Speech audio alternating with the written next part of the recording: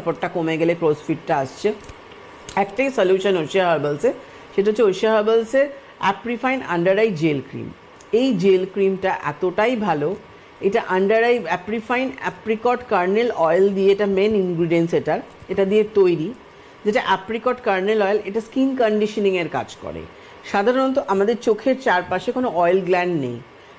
এটা যখন আমাদের একটা কঙ্কালের অবয়বকে যদি তুমি চিন্তা করো, তুমি যখন দেখছো তার মানে এতে এখানটা কিন্তু পুরো গর্ত মতো, মানে তোমার এখানে কোনো কিন্তু কিছু কৌটো যেটাকে বলা হয়, হ্যাঁ। তো সেক্ষেত্রে তোমার এখানে কোনো অয়েল গ্ল্যান্ড নেই, যার ফলে কি হচ্ছে, তুমি যখন ক্লিন করছো তখন কিন্তু চোখের তলাটা ভালো করে ক্লিন করবে ক্লিনজার দিয়ে।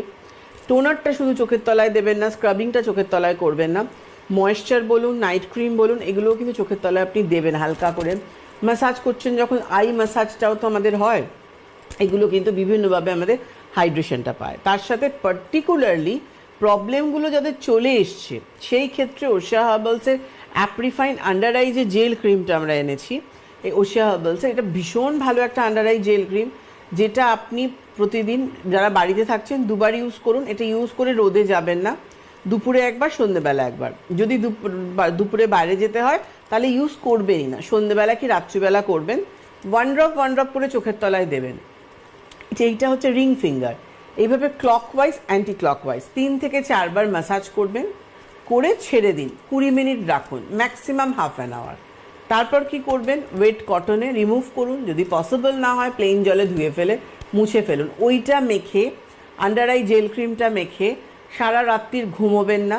ওই 20 মিনিট আপনি চোখ তাকাতে পারেন। আমি একটু বলি যে টিভি দেখা, মোবাইল দেখা এগুলো না করতে, কেন একটা রিল্যাক্সেশন দেওয়াটা খুব দরকার থাকে কিন্তু, যেটা খুব প্রয়োজন রয়েছে। এখনকার জেনারেশন মোবাইল ওরিয়েন্টেড লাইফ, একদম সব সময় এখন চোখের উপর ওই মানে ইয়েটা তো আমি অবাক হয়ে যাই। এতদিন দেখো মানে আফটার কোভিড থেকে পড়াশুনোটা পর্যন্ত মোবাইল হয়ে গেছে। আমার বাড়িতে রীতিমতো অশান্তি আমার ছেলের সাথে মোবাইল নিয়ে। এটা কমন থিং হয়ে গেছে। একটা ফোন নিয়ে আমরা আসবো আলোচনাতে, মানে আমরা কমন সাবজেক্টে চলে